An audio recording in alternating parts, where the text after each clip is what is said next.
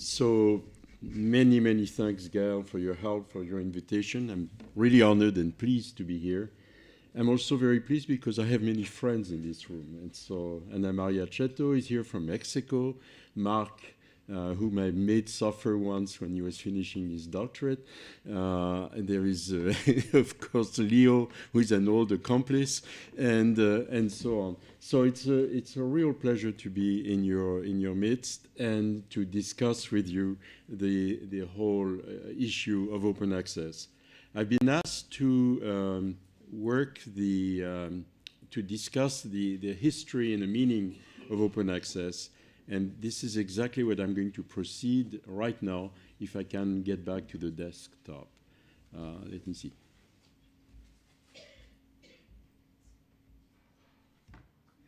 So,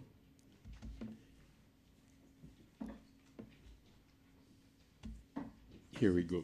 So, as you are asked to do the history of the open access, your first temptation, of course, is to go right back to the Big Bang. But I decided to be a bit more modest and limit myself to the period in which people were still sending papers with typewriters and were doing their best to feed into print journals.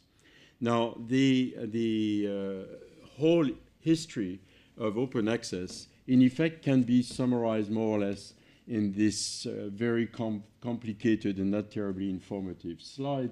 What it tries to show is that the whole process is much older than the 2002 Budapest meeting.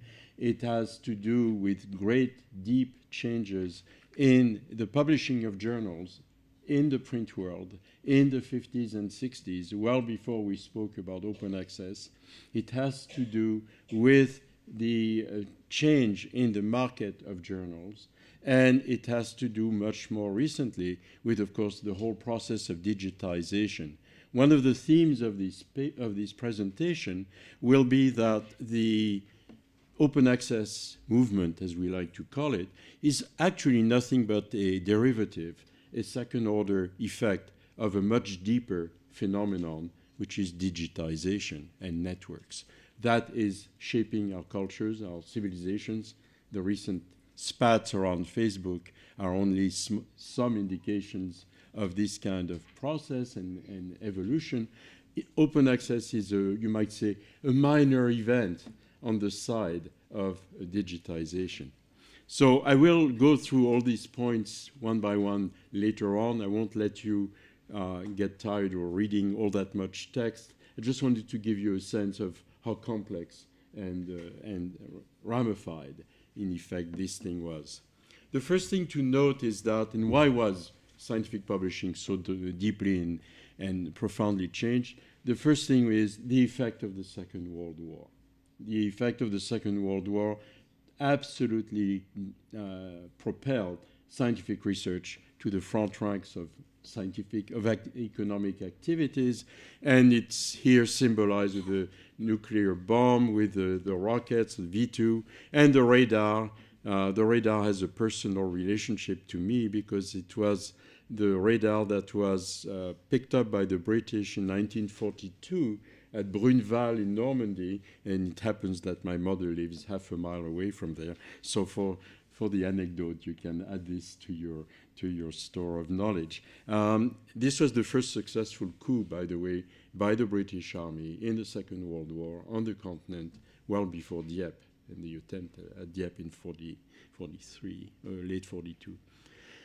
February 42 was that. You look at this graph, which is really constant dollars, and you see that between the end of the war in 1967 or so, there is an absolutely immense growth of non-defense research. So if you added on top of that all the defense research, you'd see that science is completely mutating into really what Derek Price once called big science. There was big science before the Second World War, but after the Second World War, it became an extremely fundamental element of this new form of scientific activity.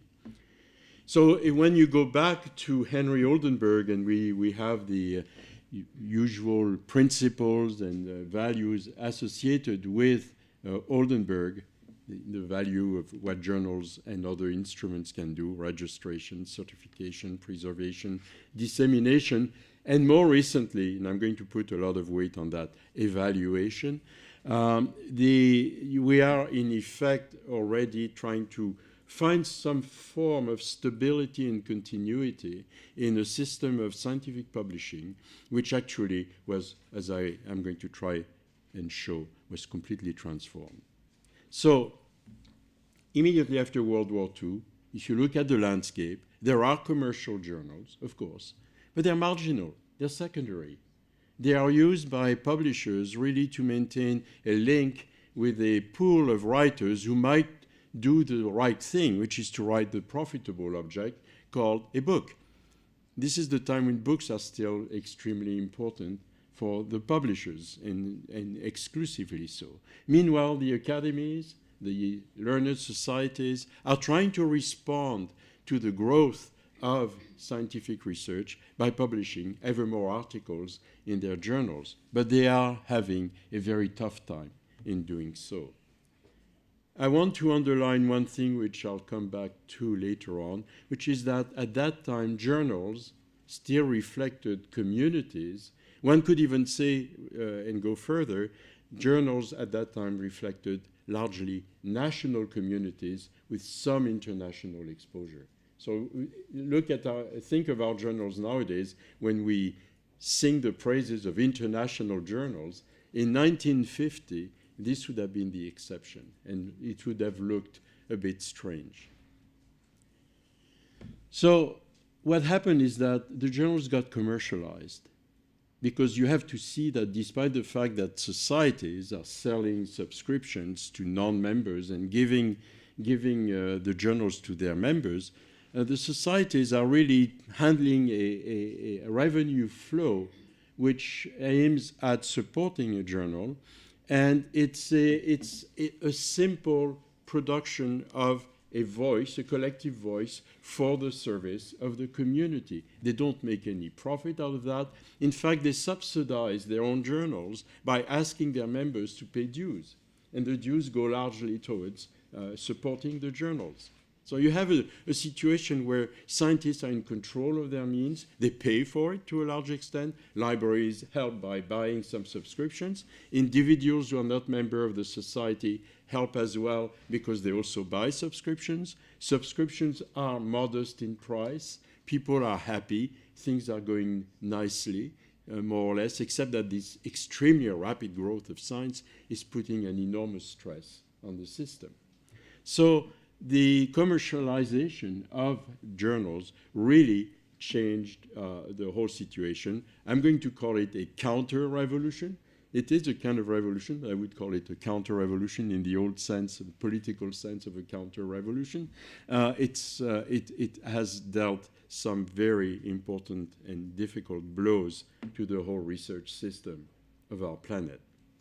So then came, and I really don't want to present him as the new Messiah, let me tell you, then came Robert Maxwell. As you know, he didn't swim all that well at the end of his life, and that led him to some problems. But Robert Maxwell, here shown with a mirror that he had just bought, was a very interesting guy, actually, a very interesting man. He came from Czechoslovakia. He did intelligence work during the war for the UK, and then got into publishing shortly after the war, and began buying commercial scientific journals very, very quickly after this period in the 50s.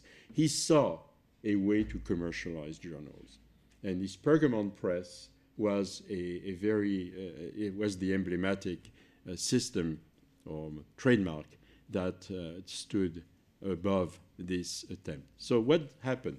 Well, he created, in contrast to all the societies journals, which could be the American Association for this and the American Association for that, and the British Association for this, and the Association Française for that, and so on and so forth, he created international journals. They were all international journals of something.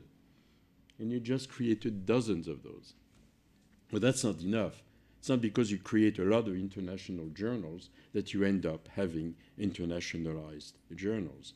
How do you internationalize a journal? And here I'd like to slide slightly to the side and shift the vocabulary and say actually what he's doing is not internationalizing in the sense of creating international, I would say, even fields of collaboration at the world level. He's trying to, what we would call nowadays, globalizing. He's trying to create a global market for a new commodity. And I underscore the point, a new commodity called an international journal of something. So we're moving from the society journal, nice community voice talking to a group of well-chosen practitioners of science, to a commodity which is going to be sold and distributed, hopefully, all over the world. But that's not enough to do that. I mean, it's, again, creating an international journal will not help you do entirely the work of globalization. You need somehow to create that commodity. And how do you create it? Well, from the sidelines, because of a different problem, which I discussed in my Oldenburg paper, actually, Garfield was worrying about bibliographic referencing and particularly across disciplines. And because of that, he also discovered, with the help of some clever historians of science like Derek Price, he discovered that he could perhaps use all these citations that were allowed to follow the genealogy of ideas in science. He could also use that quantitatively to start doing some interesting analysis of scientific communities and how they structured themselves in a communicational way. And that was the beginning of the impact factor, according to Garfield. The issue that's going to emerge is that a tool of analysis based on the communication among scientists, which is emerging out of Garfield's private company work, is going to be transformed into something else, which is going to help do the last part of the Oldenburg principles, or rather the last principle which Oldenburg never thought about, which was evaluation through journals. So let me continue this way. So this is perhaps the most important slide in the whole thing. Sorry that there is again a lot of text, but I think it summarizes this thesis I'm trying to put together. Garfield, in doing his Science Citation Index, ended up performing and effecting a number of consequences which are really enormous. The first one is that somehow, because he's got to discover, to deal with a computer treatment of a number of journals, he has to limit the number of journals he's going to deal with, and yet act as if that limited number of journals is going to be treated, or can be treated, as a good, you might say, sample, or even better that, a good essence, substance of what real science is all about.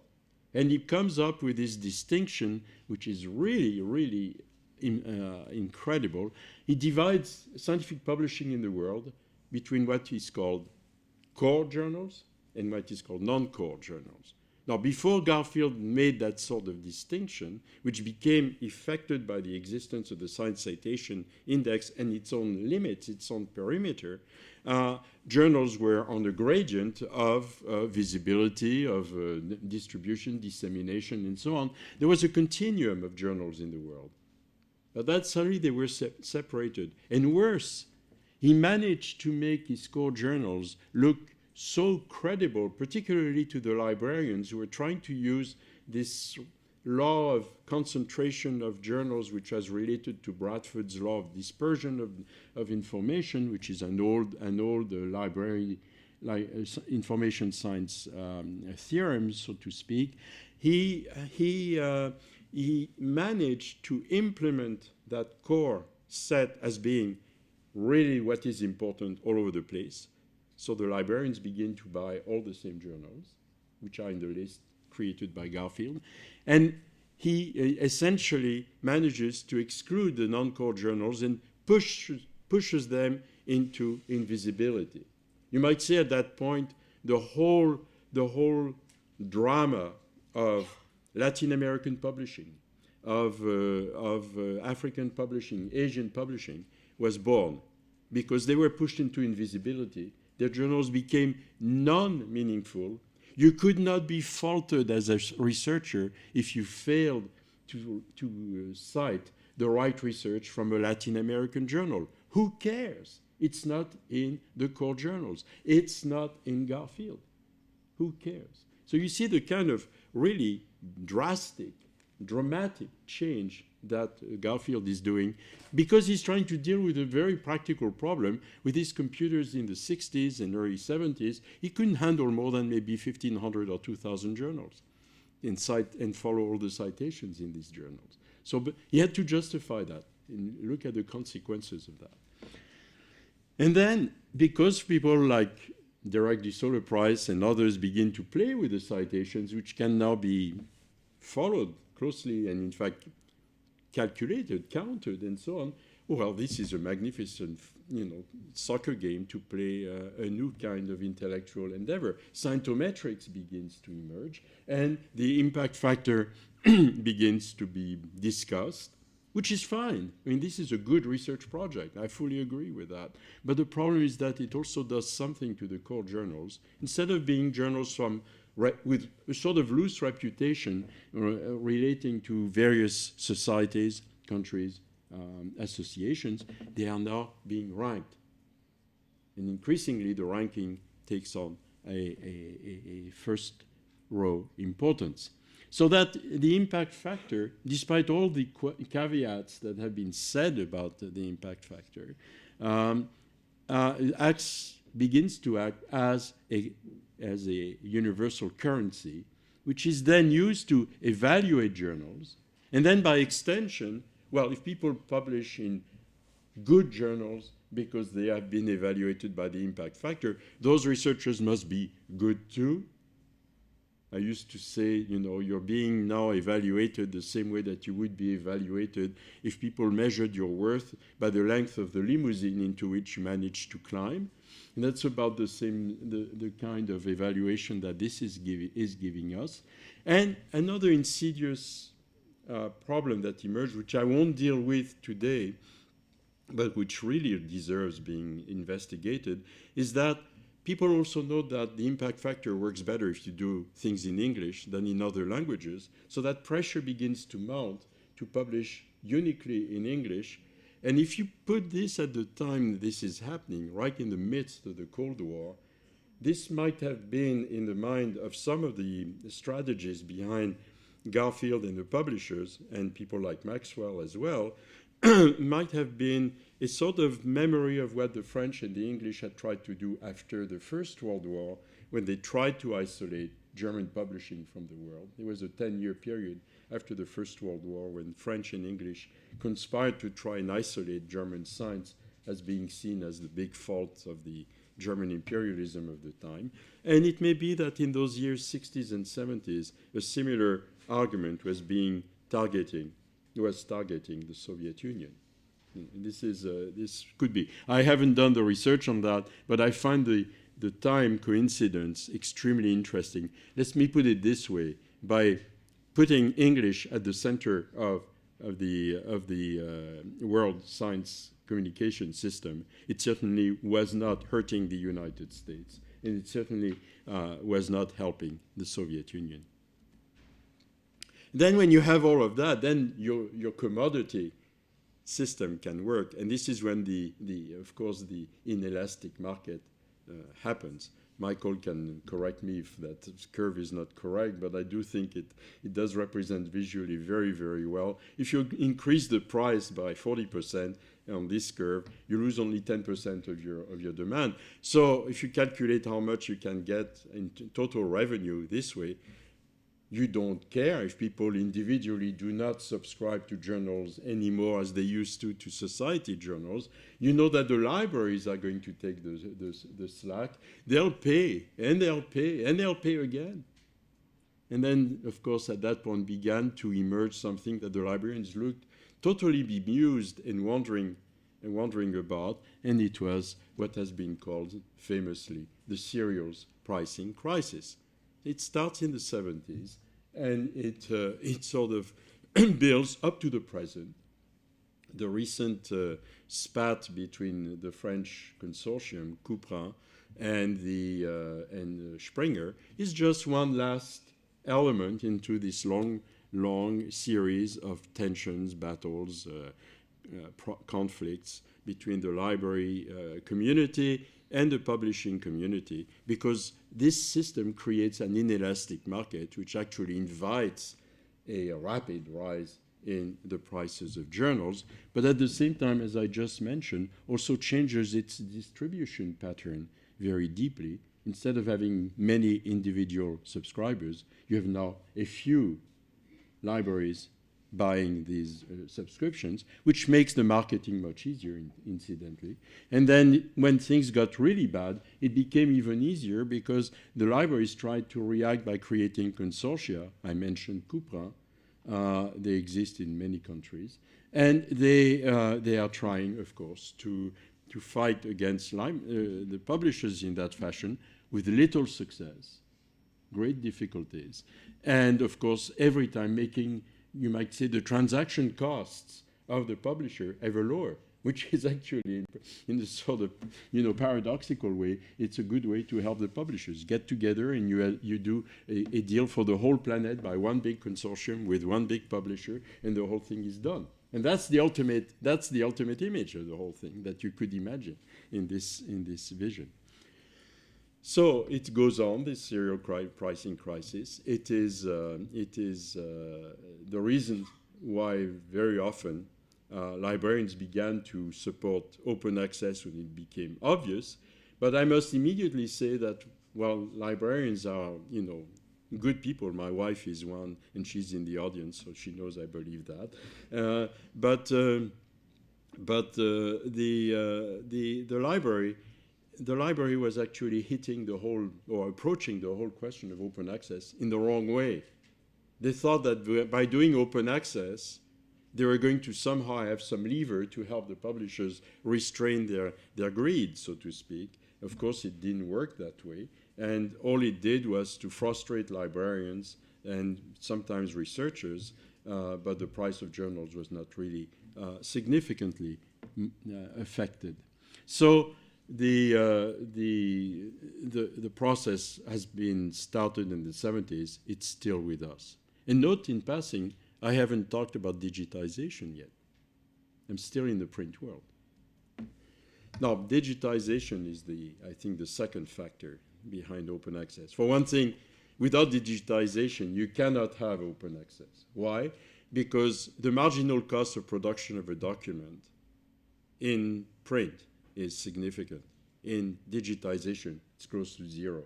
The marginal cost of extra dissemination in print is significant.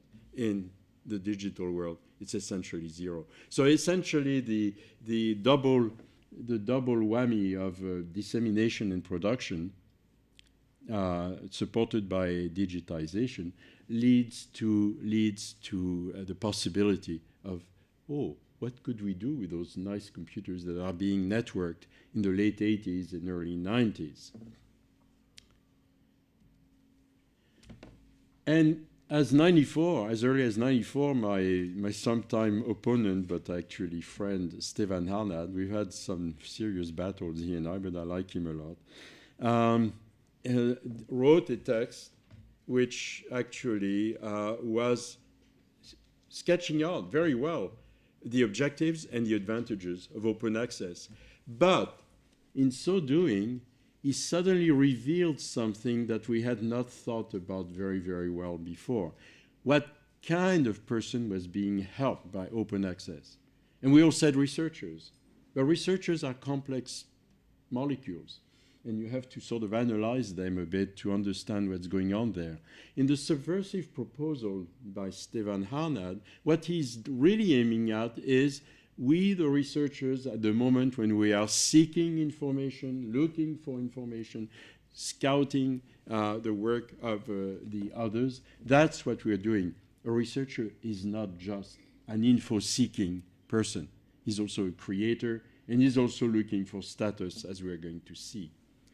Other info-seekers, such as Harold Varmus, who began the PubMed Central in 2000 at the National Institutes of Health, quickly grasped all this, and the movement started going with big discussions around large institutions that were essentially saying, yeah, after all, I mean, Merton has said it all about how the ethos of the scientist works, and we know they need to be communal, they need to share, they have to have organized skepticism about the information. They are good info seekers, and they want access to everything in order to do it well and fast.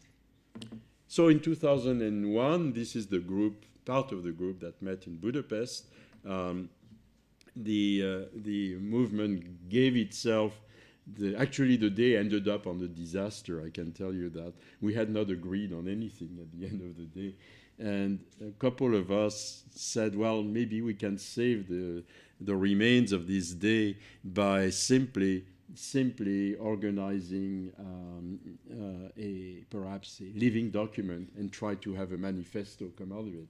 It took the good pen of Peter Suber, who is the third from the right in this photo, the good pen of Peter Suber to bring us more or less into line, and the open access, Budapest Open Access Initiative document, an old technology and an old tradition and a new technology, you know, the ringing words that begin this nice manifesto, could emerge on Valentine's Day 2002, a sort of gesture of love for humanity, I suspect. It immediately defined two well-known options that Stefan Harnad immediately had his one solution. Green Road, we all self-archive, and the whole house of cards will collapse, and the world will be better forever. We all said to him, you're right in principle, but the steps to get there are going to be a bit more complicated than you imagine. Poor Stefan now has moved on to animal rights. He thinks really open access is too slow. The Gold Road, and I'm not saying, by the way, that the Green Road is not useful and not good, but I'm saying that it was one of a two-pronged attack, which, if you call it an attack, needs the two prongs. Open access journals, the Gold Road, is what also emerged out of this meeting. In passing, the Gold Road in open access does not mean article processing charge journals which are open access. It simply means open access journals. The way it finances the possibility of being freely accessible to everyone is an element of the Gold Road. It's not a defining point of the Gold Road. Many publishers nowadays are trying to act as if Gold Road means APC Gold. I insist on calling it APC Gold when it is actually APC Gold. But researchers, as I said, are complex beings, and here we see their narcissistic side, in which I partake with great joy and so on. I mean, I'm here, I'm very happy. You're looking at me. The reflection of the world is in your eyes, and so on. We are status seekers. We are, I used to say, peacocks. And we have to admit that. And a lot of the motivation for doing the work we do is not pure idle curiosity and intellectual stimulation. It's also living as a social being in a society with a certain prestige and a certain status. We have to, I think, recognize that. So I put a bit of Caravaggio here and a Narcissus picture. I think it would be a good symbol of 1/2 or maybe 40% of what the researcher is also like. And there began an interesting situation which has been with us since, because of the impact factor in the way it had developed, because of the captive market, inelastic market that I have mentioned earlier. The publishers ended up showing the world that they held the key to the symbolic capital that our Narcissus deeply needs. So we have to think about this world in which, on the one hand, there is an attempt to strive towards complete access to all the information to work efficiently and fully as a distributed intelligence system inside humanity. That's the info seeker and the open access movement in its traditional form. And on the other hand, you have the publishers who say, yes, you may want that, but you also need your prestige, and we know how to give it to you.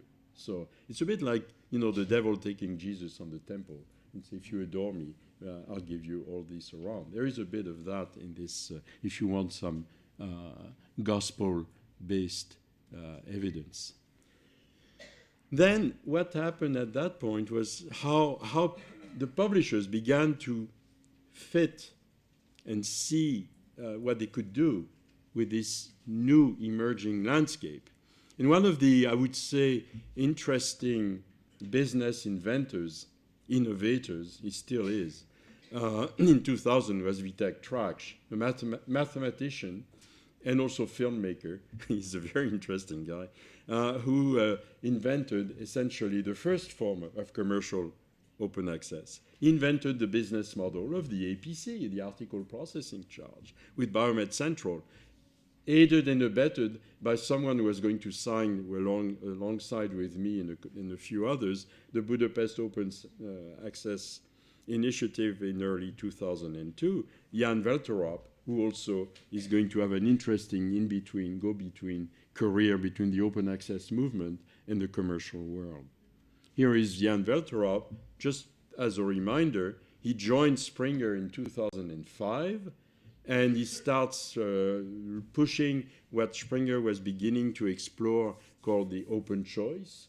He leaves the Springer in 2008, and immediately afterwards, Springer acquires the company where Jan Velterop had worked along with Vitek Traksh, which was Biomed Central. So you see there is a sort of go-between, back and forth movement here between people and companies, which should not be entirely forgotten if you want to understand how these publishing ventures work. Meanwhile, there was a silent group that was remaining on the sideline, and yet was going to become very, very important for the rest of my story. The research funding agencies. Actually, they are the main actors, although they are silent. They have all the money, much more than the libraries. They have all the money. They fund the research, and the research is a lot more expensive than the publishing of the research. So they are really the big players that have remained silent until recently. But they begin to understand that, well, if people are seeking information and we're paying for the research, of course we want this research to be accessible. That's what we're paying it for, to make science move. What's the use of putting science behind barriers under the pretext that a journal is a commodity? The point of science is to create knowledge and to exchange it and build on it and make it circulate and so on and so forth. The commercial shape that many of these processes has taken, as I tried to prove this morning, is recent and was engineered after the Second World War. So you see the research funders first moving into this field by insisting that anything published with their help should be openly accessible, and the mandates begin to multiply. So you have the Wellcome Trust in 2005. It's being reviewed right now, but it's going to be strengthened. Don't think it's going to be a regression. The NIH, in this huge omnibus bus that Bush II passed right before passing on the helm to Obama, and completely unexpectedly, helped do that for the United States, and then, of course, much more easily, the private charity, Howard Hughes Medical Institute, also went in that direction in 2008. And this is not all. I mean, a number of other institutions. I just give some examples. The Max Planck was involved in that quite early. as well with the Berlin Declaration of 2003, and later on with various mandates of their own. And many funders in many countries have moved into this in the recent 10 or 15 years. Another thing that began to develop is an attempt to rethink, and that's important for the future, an attempt to rethink what a journal is with the invention in 2007 of what is called a mega journal. Mega is perhaps a bit too big. It's not millions, but it did reach at its peak around 30,000 articles a year, which was, significant. And it's significant enough to see that Nature has responded 4 years later with scientific reports. What's new in there is that it created suddenly the vision that journals maybe were not so eternally stable and static as we all thought. Because PLOS and scientific reports really create an interesting gamble. They say to the scientists, we know that many of the choices for the publishing of your articles depends on how your article fits with our editorial strategy. We're going to remove that. We're going to do just a quality check.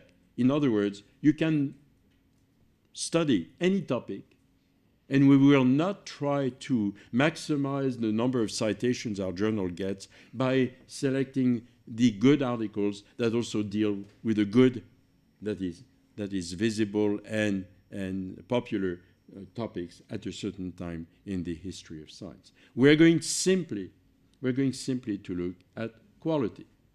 So you might say this is strange, but then, remember the mathematician Cayley in the UK, who invented a tool in mathematics that some of you may have heard. I'm being ironic. It's called the matrix. And he said, it's great. I finally invented a mathematical tool no one will be able to use. And anyone who has done any bit of mathematics knows that the poor Cayley was wrong. Well, Cayley would have been accepted by PLOS.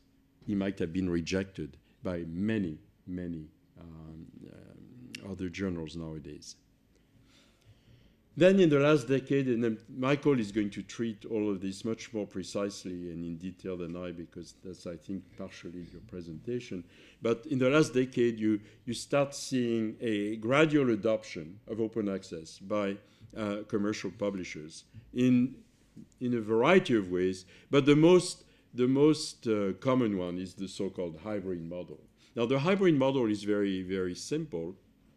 You take your journals, they have subscriptions, and you say to authors, by the way, if you want to increase the dissemination and accessibility of your work, which will bring you more visibility and prestige and status, you can pay us a fair amount of money and we'll open up your article. And this was also presented from another side into different interlocutors as, well, we're just doing a gradual transformation of our journals from closed subscription to full open access. Actually, it's a beautifully modulable system of revenue generation, which you can adapt to market situations without ever hoping to go to the full open access, or nowadays going back to the issue of pure subscriptions.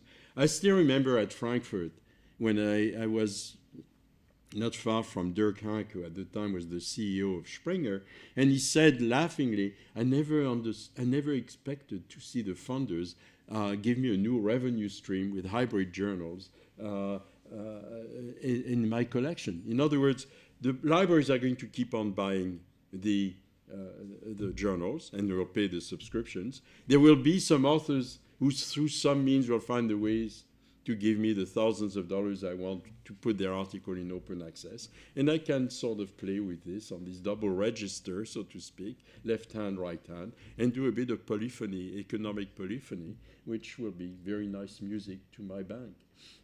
It's the sort of thing that develops at that time. Then, of course, librarians say, well, we should have an offsetting system because, after all, we're giving you money with the journals, with our authors, so there should be less money paid for the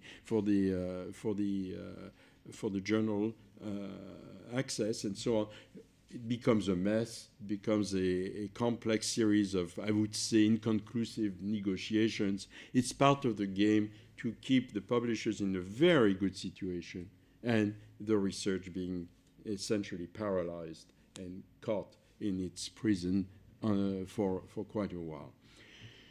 The problem are the society publishers, because our old friendly society publishers suddenly realized that, wow, those guys on the commercial side, they're making a lot of money with their journals.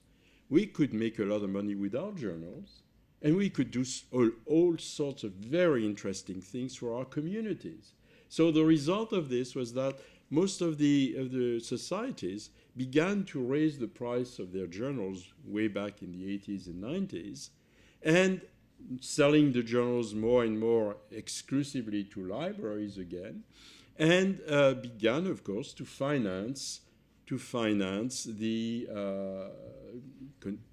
congresses, the scholarships, the programs of all sorts that such societies do. They do good work, but you can imagine that for the officers of a scientific society, to be at the head of a system like that gives them enormous autonomy with regard to their base.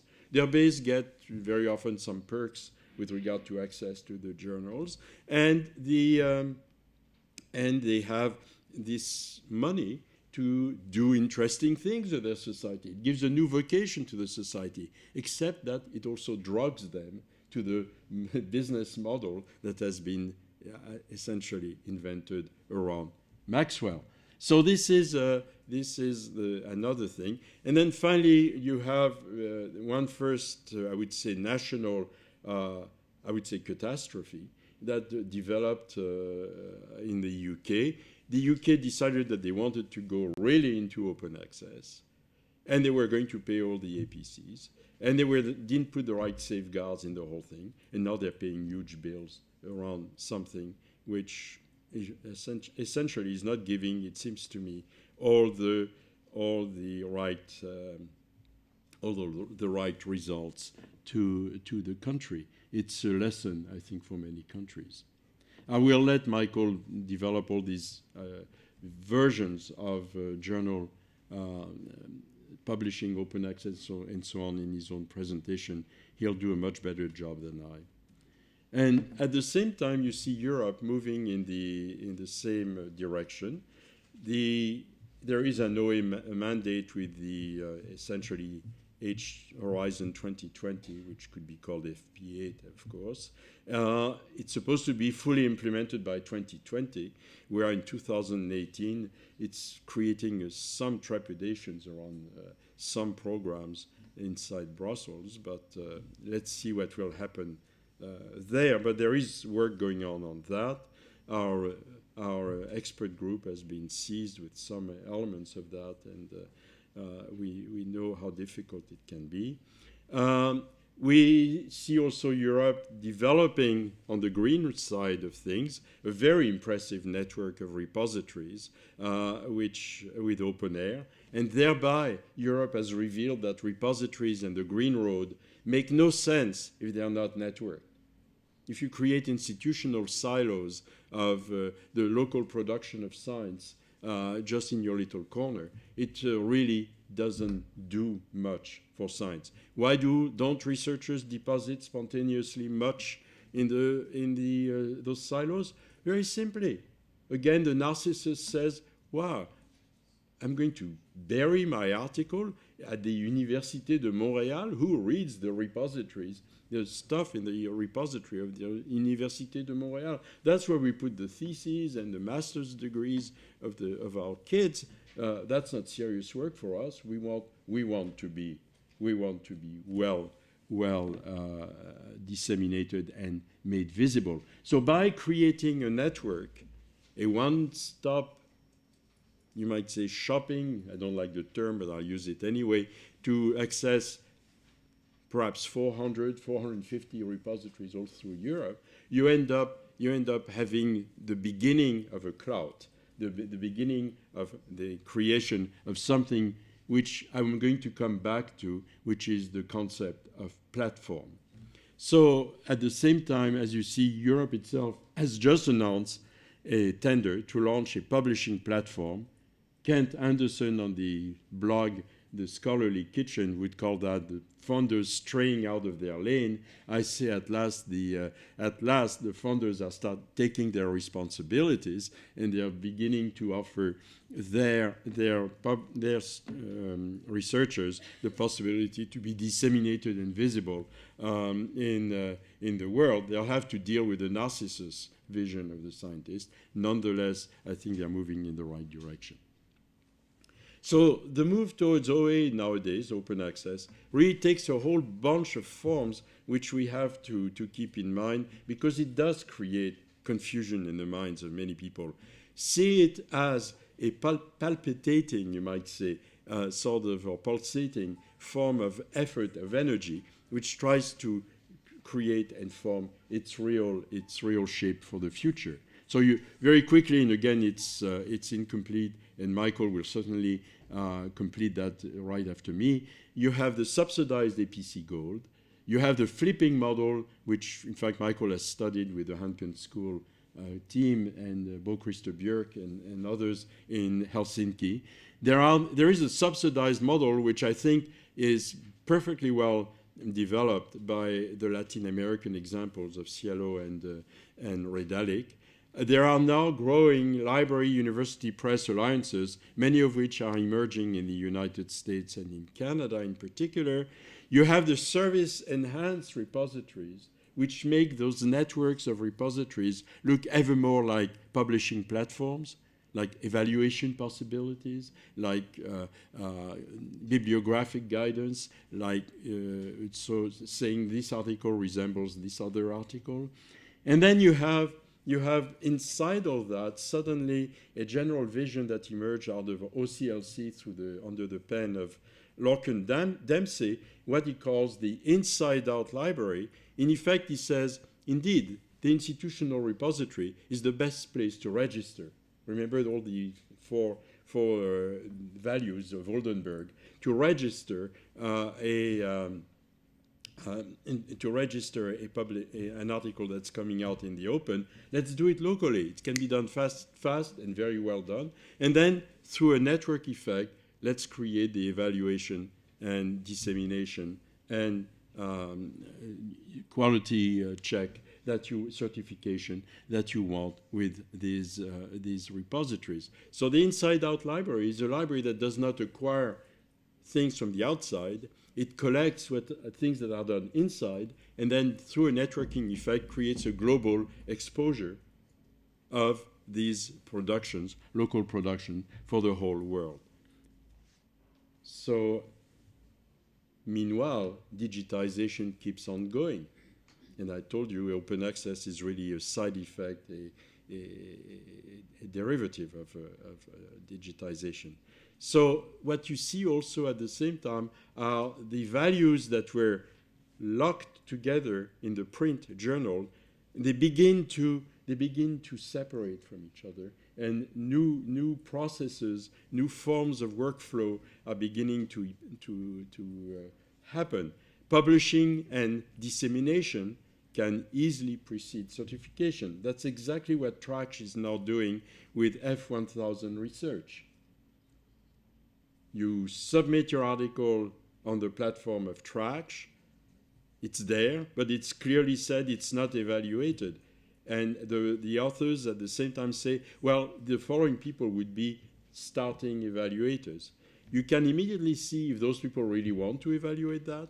If they do, well, that may mean something in terms of interest and also how they react to the paper. And then it brings about, it attracts other people who start evaluating too. And then you start seeing the publishing gesture as a way to start a specific conversation on a specific problem. And in effect, and this may be an issue for ISSN in the future, your future may not be indexing journals, but indexing conversations, indexing dialogues, which have been well structured inside certain platforms. Certification can be part of preservation. When you do the peer review process, there is no reason to hide what has been said in that peer review process.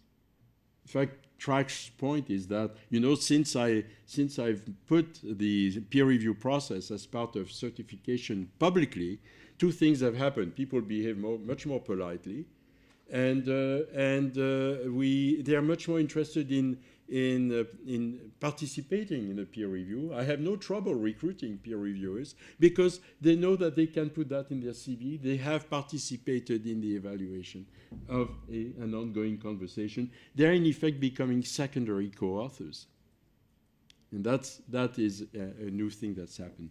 And evaluation, of course, can now be reconnected with content, not with journals. And don't forget that even if you take the journal with the highest impact factor, the distribution of the impact factors inside that journal is enormous. In fact, you have a very small, probably less than 20/80 sort of distribution, a very small proportion of journals that carry the impact factors of the journal. And then you have a long tail of things which are sometimes never cited, even though they're in Nature.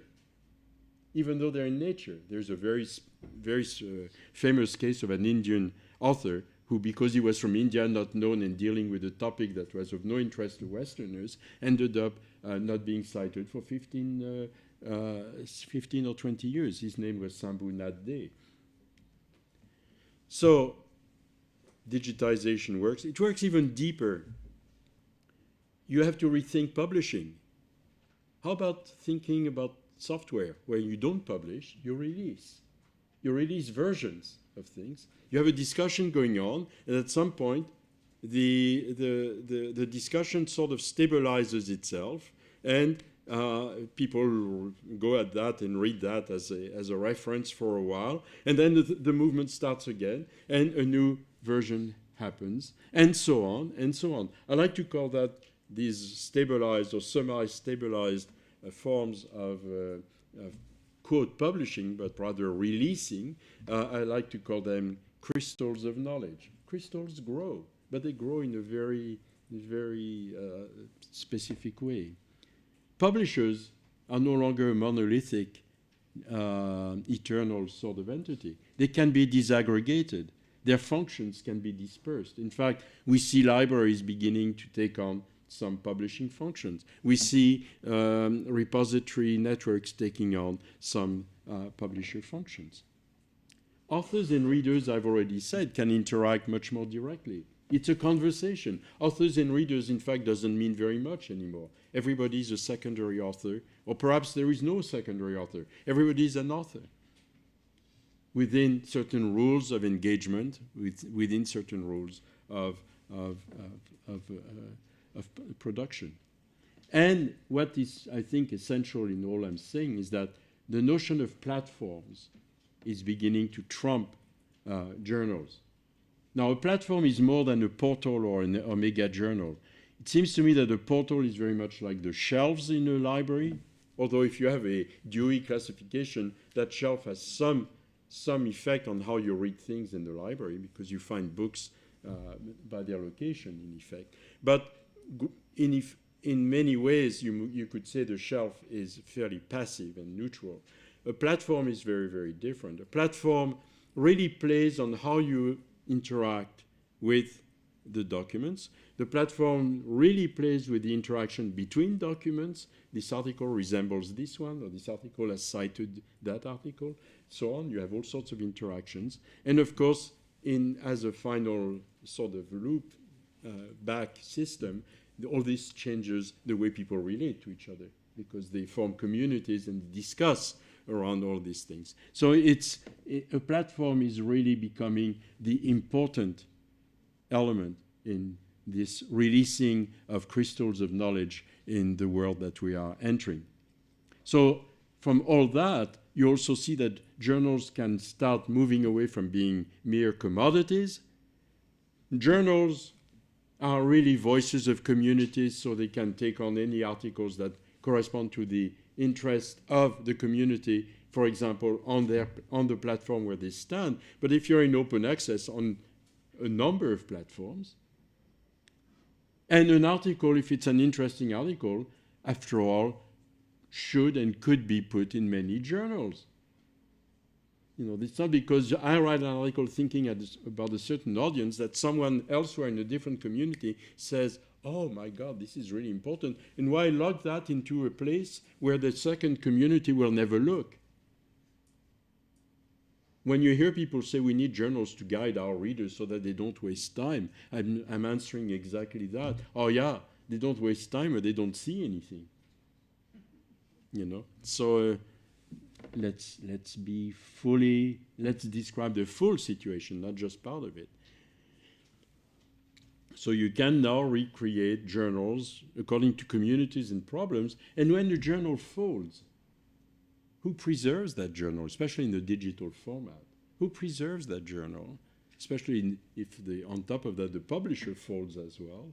Well, with a platform taking the foremost importance over the journals, the article continues to live on the platform, will be indexed in the platform, will be retrievable through the platform, and will be disseminated through the platform. So we don't need to worry about the fate of a good article in a journal that has been folded by a publisher that went belly up. So I think all this means that we are presently in a period, and we're not entering, we're in it, of very complex negotiations between public agencies, particularly funding agencies and charities, and commercial publishers. So the point will be, and I think it echoes someone else's presentation here, is what kind of open access are we going to have? What kind of open access? My prediction is the success will go to whoever knows how to reward both the researcher as status seeker and the researcher as info seeker. And in case you haven't understood, I'm repeating myself.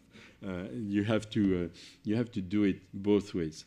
And with all of that, I thank you very much. And sorry to have been so long. Thank you.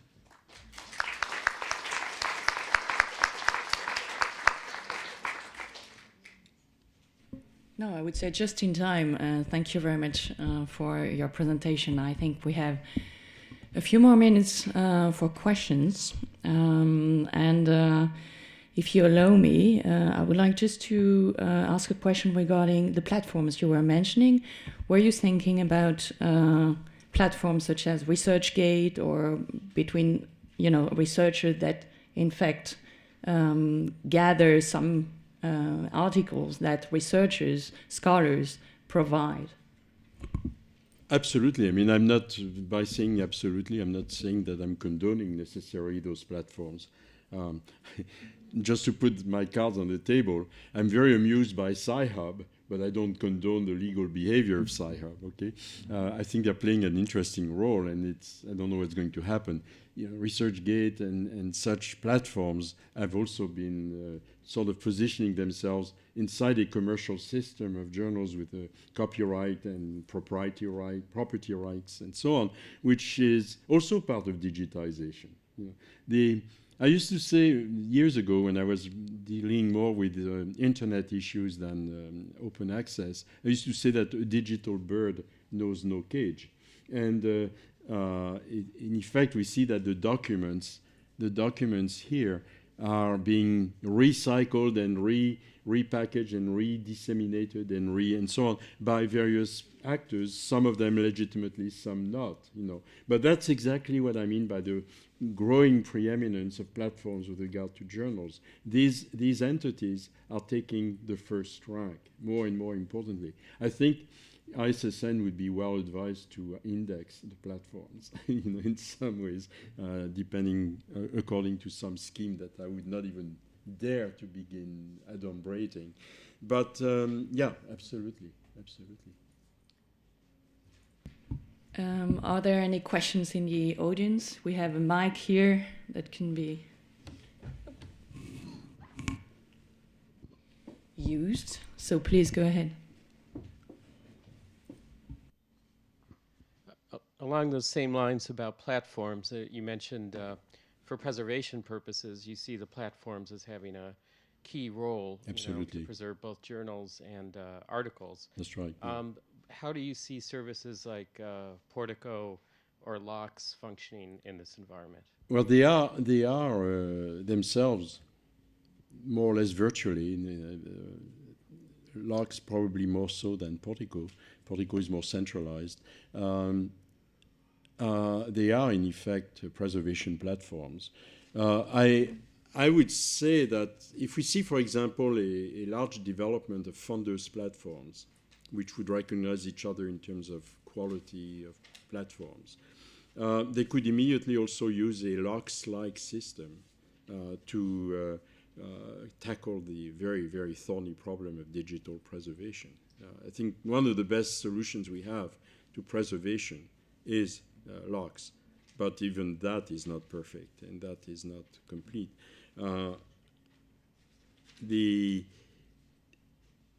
If you want, the basis of my whole argument could also be couched in terms of a deep belief in the strength of distributed systems. And although those platforms act with a sense of unity and coherence and some sort of objective or whatever, by being networked, if they're properly networked, they're going to be part of something that's bigger than themselves. And they're going to lead to better dissemination, better preservation, better certification, and so on. You know, the values of scientific communication will be enhanced by a distributed approach, in my opinion. And it's more robust. I mean, after all, the internet was invented to try and, among other things, with Paul Barron at I forget the name of the research place, but Paul Barron developed the network system of communication as a way to resist a nuclear attack. That's pretty dire. We're not in such dire circumstances, but I think a distributed system is stronger, much stronger. And yeah, absolutely. Yeah. My name is Tainá. I'm from Brazil. Sorry for my English. Bom dia.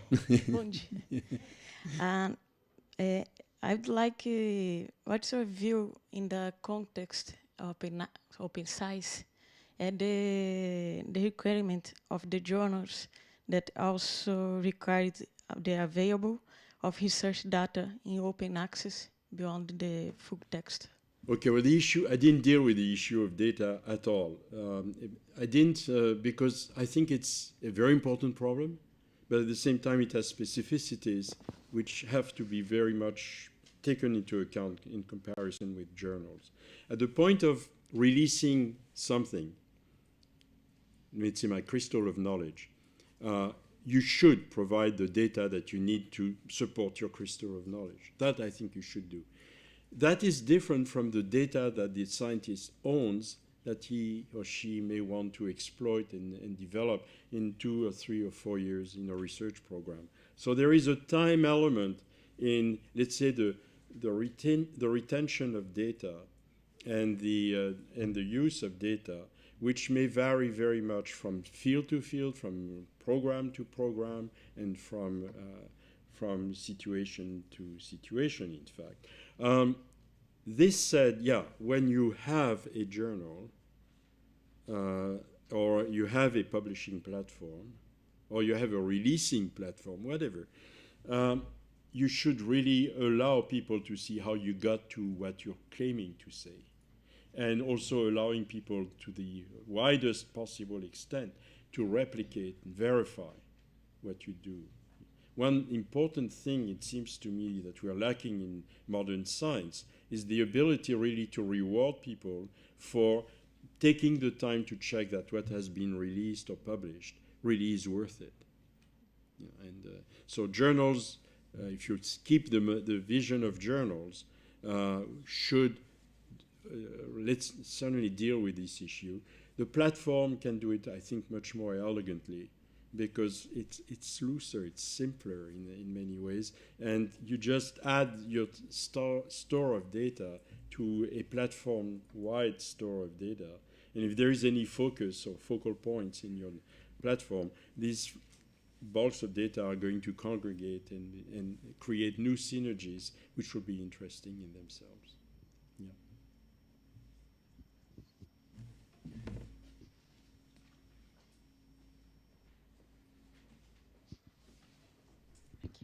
I'm Regina Reynolds from the US ISSN Center, and I'm interested in your thoughts about so-called predatory publishing.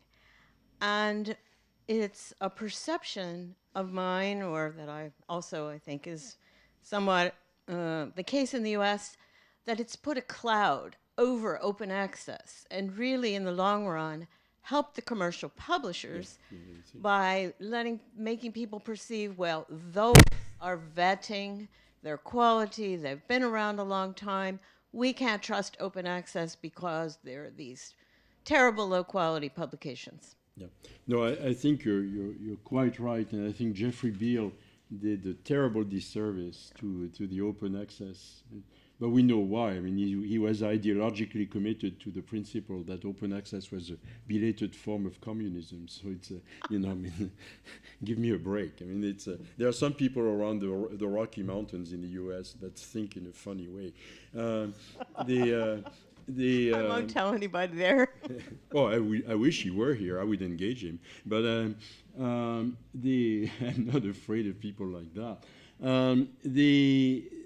The problem with the so-called predatory journals, and Michael, again, is much better equipped for me than I on that. They've done a real big work for Peter Suber at the Hanken School a year and a half ago or so, roughly. The problem with the predatory journals is that, again, it has created a sort of closed collection of things. My impression is that in many third world countries where the rules of publish or perish have started to spread in their institutions, people are looking for ways to publish, and they don't have the money to do so. And there are, I think, some bona fide journals that appear with low APCs to do that were rolled into the same category as people trying to do a fast dinar or whatever on absolutely rogue journals. It has been a disservice to open access as a public image, particularly I would say indeed in North America. I think it's a temporary thing personally. It's going to I think clean itself relatively naturally. And DOJ's reaction to that, which was to create a whitelist, I think was the right one. And I think ISSN and DOJ are collaborating on this kind of thing. This is the right way to go. You create a whitelist and you tell people, look, when you want to publish in a journal, just check the whitelist first and advertise that. And don't treat journals from what people call the global south. I don't like the expression, but it's an expression that floats around. Don't treat them as being necessarily bad journals precisely because they are not from the global north. Again, Jeffrey Beall did something terrible when he created an analogy between Cielo journals and the favelas. It was such an insult. I mean, the man has about the same sensitivity as the President of the United States. I mean, it's about at that level. But the relationship between these journals should be analyzed carefully. They should be studied carefully. Some are bad. Some are probably quite mediocre, but still legitimate. And some are fine, probably fine. They are playing a useful role. And in a sense, I would love to see Hanken continue its work with some more support to gain a more subtle, more nuanced vision of this whole thing. The publishers, I mean, if I'd been the head of CEO, I would have created under the table a number of these rogue journals just to make the thing even worse. I mean, you call someone in some country and say, "I'll give you $100,000 if you to start a little thing that will get you another $100,000." And meanwhile, we gain exactly what you said. Thank you. Maybe one more question before the break.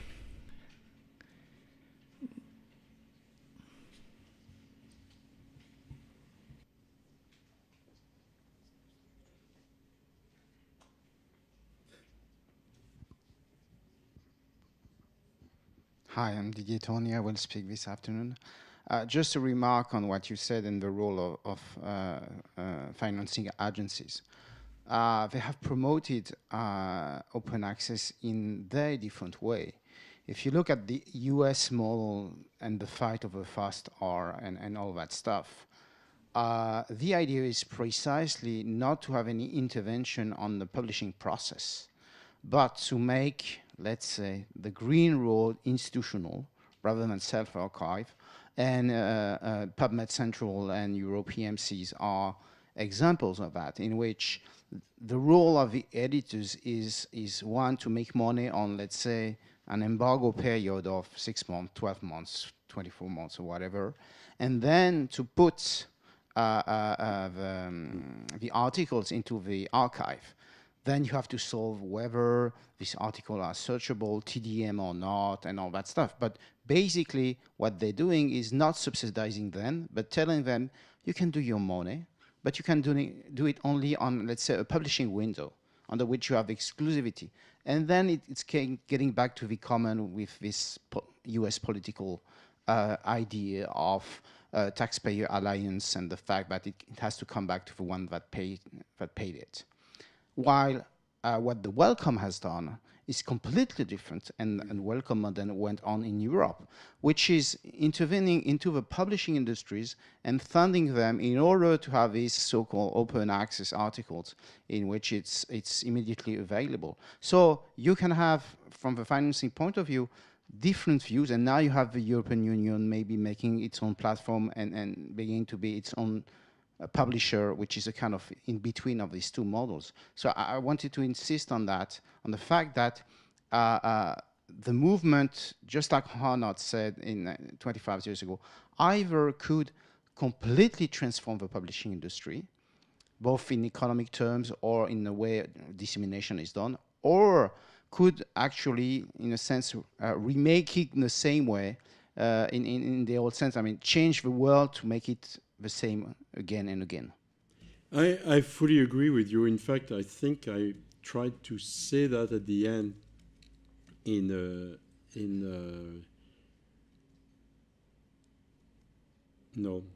when I said actually the move towards OER takes various forms, and it has not been yet decided what will win. And there is, you're quite right, a difference of climate and difference of arguments in North America, particularly the US. Canada is somewhere in between Europe and the US, and Europe and other parts of the world.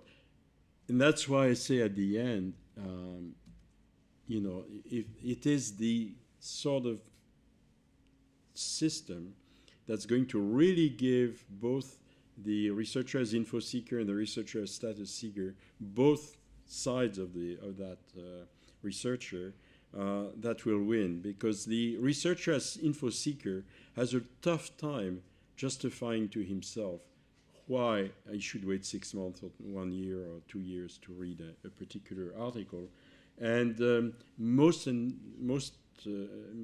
and more funders are saying things like, it doesn't make sense either, and we are going to insist that they deposit and immediately make it available. It is one in our expert group in Brussels. The notion of immediate open access is one of the sticky points, obviously, between a group that you can well identify and another group of the committee. It is an obvious issue. I like to put it very simply in the following terms. When we talk about scientific and scholarly communication, what is most important? And I respond, the communication and the research process. It's not the preservation of something which may quickly look like a 20th century legacy of the print world, namely the legacy publishers. Now, of course, these people have also very strong and deep pockets, and they are resisting with all their might. If anyone here has the taste of writing a novel, you should really try and do a novel about the resistance of scriptoria to the printers. and with the support of the church and the support of the powers that be. It's a situation in the Renaissance which actually bears some analogies with our present situation. But if the platform as a primary object really makes itself real and visible, I think we're going to move into a very different world in the next 30 years. I won't see it, but you'll tell me about it, won't you? Thank you very much, Jean-Claude Guédon. And I think we can carry on this conversation over coffee, so there is a break until 11. Thank you.